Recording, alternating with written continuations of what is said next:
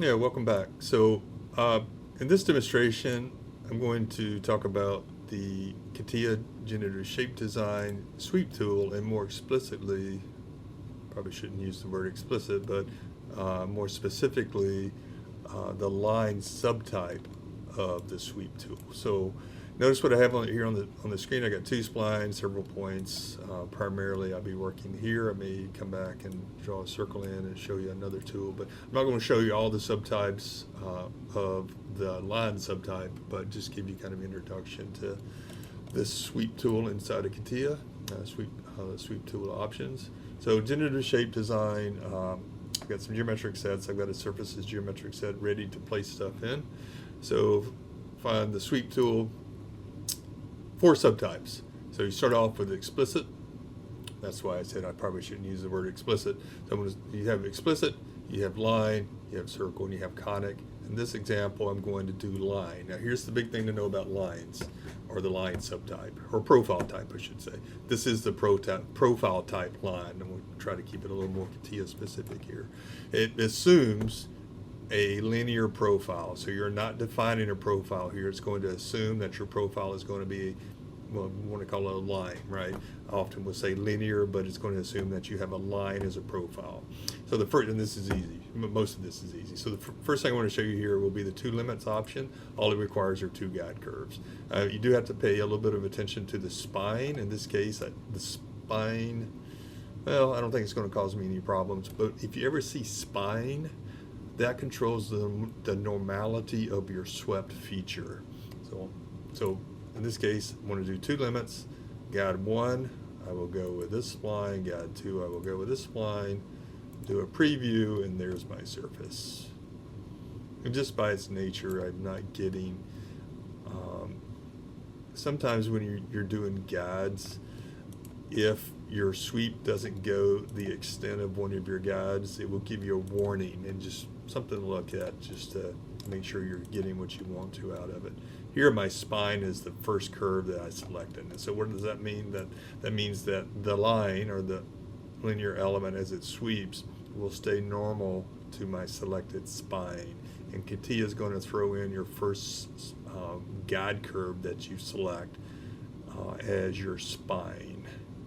So I'm doing splines and spines, so sometimes my tongue will get twisted there, but spine controls the normality. I just happen to be using two splines here.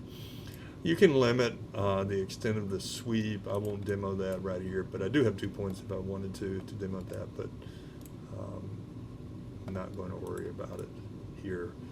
You can also control any offset from your guide curves.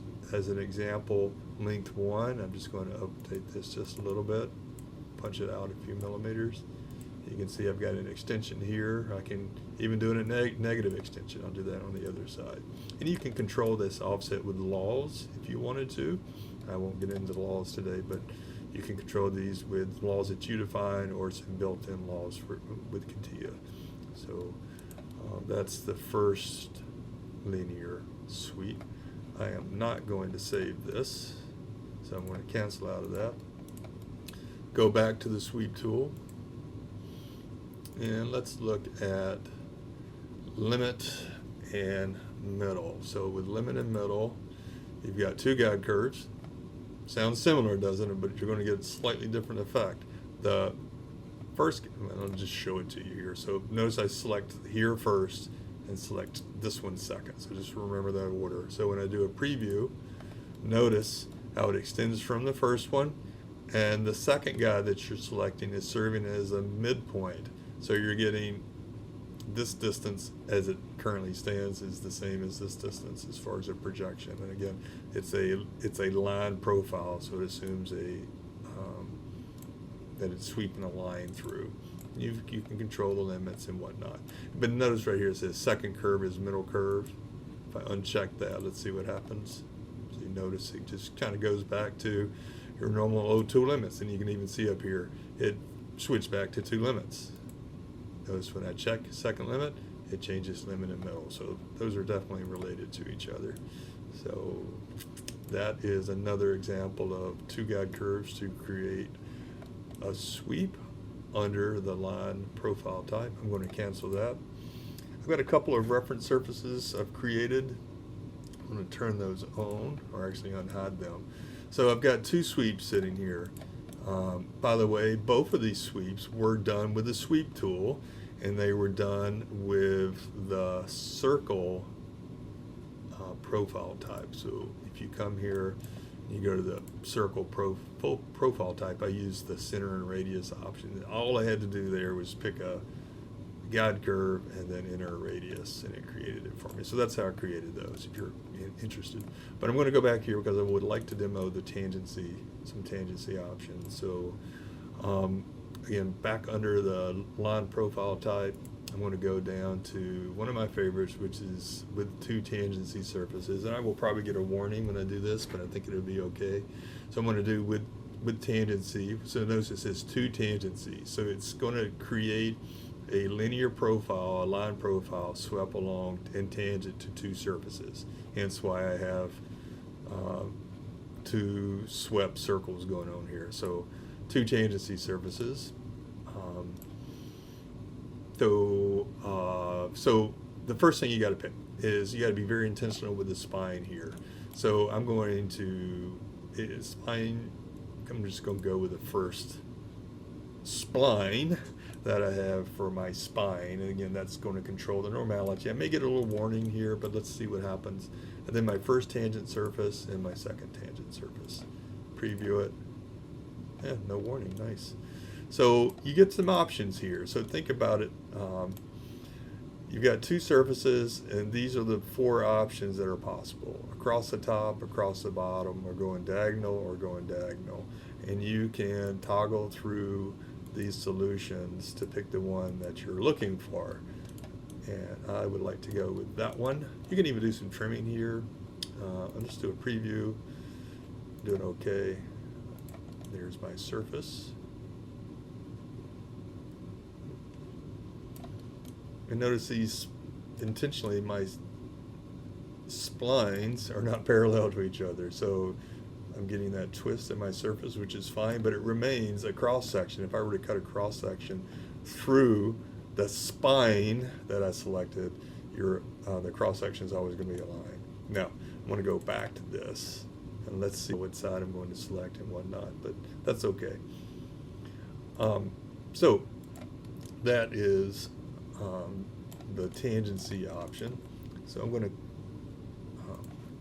get rid of that. And let's look at another one here. Let's go with tangency surface. So notice this is singular. So tangency circuit. Tell you what, let me hide this surface. And I'm going to go through here, tangent to this surface. So notice as you're going through a lot of these, you don't see continuity support. CATIA is getting better at adding some continuity control within the sweep tool, but this doesn't have it. But by its nature, it's already tangent. So I'm going to go with this is my guide, this is my surface, and it's probably going to give me two results. Think about it. Does it want to go on the top or does it want to go on the bottom? So let's do a preview. There's my two possible results. Let's go with the top one. There's my surface. So again, just by its nature, it's tangent across the top there. All right, so get rid of that one. I want to show you one more. And what I'm going to do for this one is I'm going to create a circle, just a really, really quick circle here. And I'm going to show you the draft. Actually, I can draft this as well. Let me do this. I want to do this slightly different. I'm going to do the sweep, linear profile type. I'm going to go with the draft direction. So keep in mind that this is a profile is always going to be a line. So when you select here the guide curve, you're selecting the guide curve. Now, it's got to know, hey, the draft direction. So this is almost like saying, hey, what direction do you want the surface to be created in off of this? So here I'm looking at my axis system. Let's go along. I can select an axis system there if I wanted to. let's go that direction. Or you can select anything you want, right, as far as something that's linear. And I can enter a distance, and let's say I enter 30 millimeters. It's going to project it off 30 millimeters. See it go in that direction. So it looks like an extrusion, right? But it's like it's extruding this spline, and it could be, right? I can do the same thing.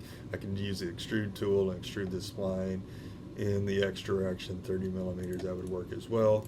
This, though, has the extra benefit of you can apply a draft angle or an angle and taper that down if you wanted to. So just a little bit of extra stuff going on here. And it does have some, I'm not going to demo this, but some ability to integrate in tangency control, G1, notice that says there, G1, but I'm not going to talk about this. I just primarily would like to cover just the very old basic stuff here. Again, primarily for my students, because I may give them a lab assignment and say, hey, model X, they have to do the design work, but you must only use the sweep tool. So they can't use the extrude tool. I just do that to get them to get a little bit creative. So that is